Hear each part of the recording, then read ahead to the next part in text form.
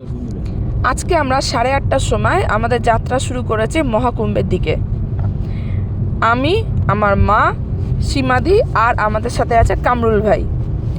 আমরা 8:30টার সময় যখন যাত্রা শুরু করি সেই সময় করণদিঘি থেকে আমরা জানতাম আমাদের সাথে একজন পরিচিত যাচ্ছেন। তারপর যখন আস্তে আস্তে সময় গড়ালো দেখা যাচ্ছে এরকম পরিচিত অনেকজনই আছেন আমাদের সাথে। মোটামুটি ভালোই ফাঁকা রাস্তা, কোথাও কোথাও রয়েছে ভিড়, তবে গুগল বাবার ওপর ভরসা করলে মোটামুটি পৌঁছে যাওয়া যাবে।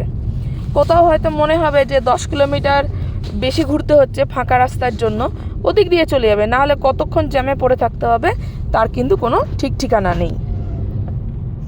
পুরো রাস্তায় যেখানে মনে হবে যে খেতে ইচ্ছা করছে খেয়ে নেবেন, শুকনো খাবার সাথে রাখবেন, আর জল তো অবশ্যই।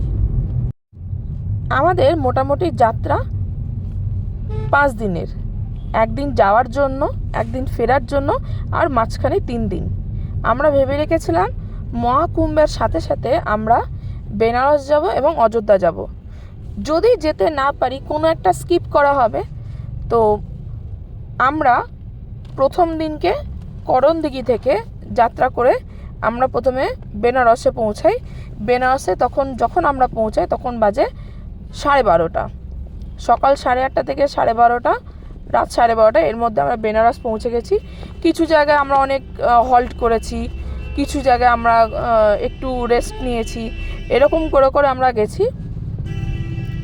12:30টায় বেনারস নামার পরে সেরকমভাবে আমরা কোনো হোটেল পাইনি, কারণ সব জায়গায় ঠিক করছে ভিড়। স্টেশন থেকে শুরু করে যে কোনো হোটেল খুঁজে পেতে আমাদের খুবই অসুবিধা হয়েছে। সেই জন্য আমরা ওখানে কোনো রকম রেস্টের জায়গা পাইনি, কিন্তু আমরা গাড়িতেই মোটামুটি রেস্ট করে নিয়েছিলাম। আর তারপরে আমরা প্রয়াগের দিকে রওনা হয়েছিলাম। প্রয়াগ যাওয়ার রাস্তায় তখন আমাদের ভালো লাগবে এই জন্য বেশি, কারণ সব গাড়িতেই প্রায় গেরুয়া পতাকা লাগানো আছে। আর যখন ওই গেরুয়া পতাকাগুলো গাড়ির সাথে দেখছেন তখন মনে হবে যে আমরা যেন সকলেই একই পথের যাত্রী। কেউ কিন্তু কাউকে চিনি না, কিন্তু হয়তো আমাদের আগে কোনো একটা গাড়ি যাচ্ছে, দেখলাম সে আবার আমাদের পরে হয়ে গেল, কিন্তু খালি মনে হবে যেখানেই একটু দাঁড়াই বোধহয় আমাদের চেয়ে কেউ এগিয়ে চলে গেল, তাহলে আমরা আবার জ্যামে গিয়ে পড়বো, এরকম একটা অবস্থা। আসবার সময় যেদিন আমরা বেরিয়েছি প্রচুর বিয়ে বাড়ি, যেন সারা ভারতের বিয়ে হচ্ছে। যত রকমের গার্ডেন আছে, ব্যাঙ্কোয়েট হল আছে, সব জায়গাতে বিয়ে বাড়ি। আসবার সময় ইউপিতে প্রচুর আমরা দেখলাম সুন্দর সুন্দর সাজিয়ে বিয়ের ব্যাপার চলছে। আর আমরা এখন যে ভিডিওটা দেখছি এটা হচ্ছে লঙ্কা নামক একটা জায়গায়। এই জায়গা থেকে আমরা তখন ছিলাম প্রায় 10:30 11টা হবে।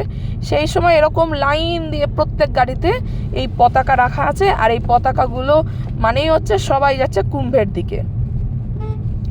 উত্তরপ্রদেশ সরকারের এদের গাড়ি ওরা বার করেছে অনেক, সেই গাড়ি করে কিন্তু একদম নর্মাল যে ভাড়া, সেই ভাড়াতে আমরা কুম্ভের দিকে যেতে পারি। এবং শুধু উত্তরপ্রদেশ সরকারের না, বিভিন্ন রাজ্যের প্রচুর জায়গা থেকে আপনারা নিজেরাই খুঁজলে জানতে পারবেন যে আপনার পাশের পাড়া থেকে হোক, নিজের গ্রাম থেকে হোক, প্রচুর বাস যাচ্ছে। সবাই কিন্তু জানে না যে আদৌ কখন গিয়ে পৌঁছাবে, কতটা হাঁটতে হবে, কেউই জানে না। এই যে আমরা পার্কিং এরিয়াটা এখন দেখছি, এই পার্কিং এরিয়াতে আমাদেরকে গাড়ি পার্কিং করে আমরা কুম্ভের দিকে যাচ্ছি অটো করে। মোটামুটি প্রায় আপনি ম্যাপে দেখবেন হয়তো 3-4 কিলোমিটার, কিন্তু ওই যেতে যেতে প্রচণ্ড কষ্ট হবে, যদি হাঁটার অভ্যেস না থাকে। প্রত্যেক গাড়ির ওপরই এরকম ধুলো পড়ে যায়। আর এই যে বাইকগুলো দেখছেন, বাইকে করে এরা কিন্তু আমাদেরকে, আপনি যেখান থেকে চাইবেন, আপনি দেখবেন প্রচুর বাইক রয়েছে, এই বাইকগুলো দুজন করে নিয়ে ওরা কিন্তু কুম্ভে পৌঁছে দিচ্ছে। এই বাইকগুলো থাকার জন্য সবার কিন্তু খুবই সুবিধা হচ্ছে।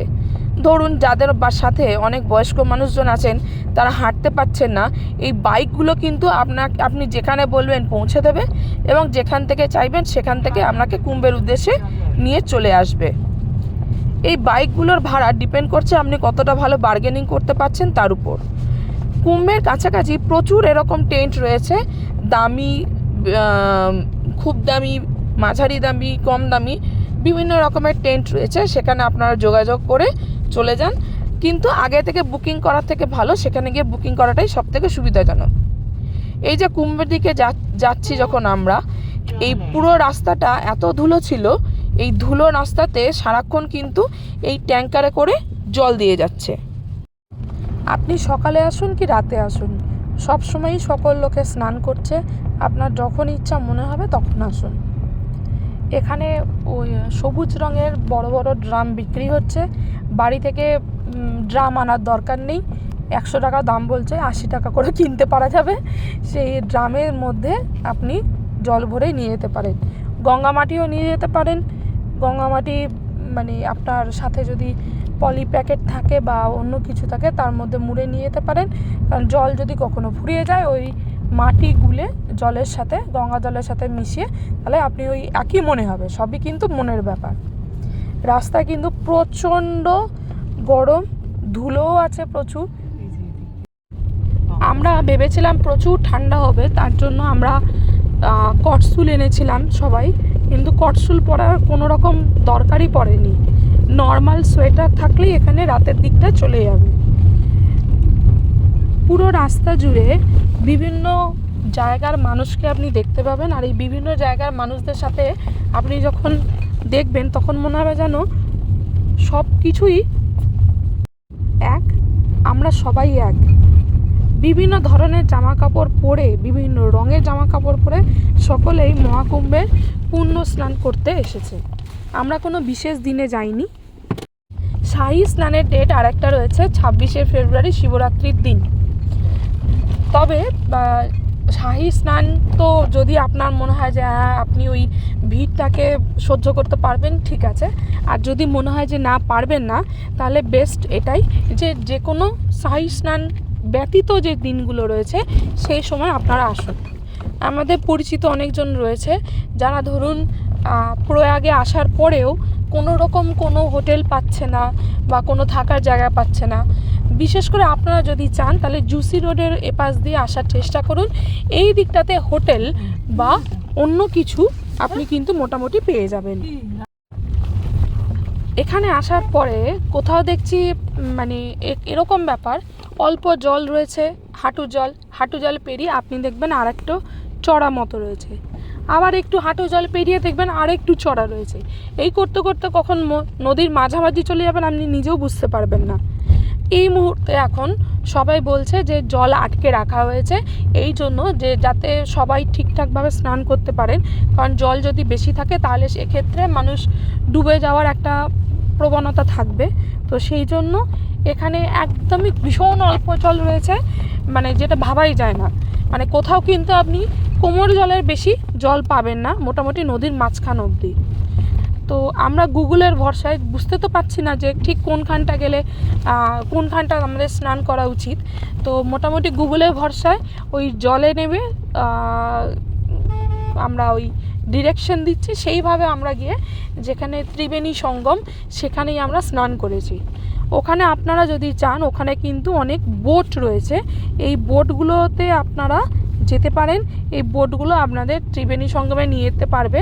যে যদি আপনারা হাঁটতে না পারেন সেক্ষেত্রে স্নান করার পর পুরো রাস্তা এত ধুলো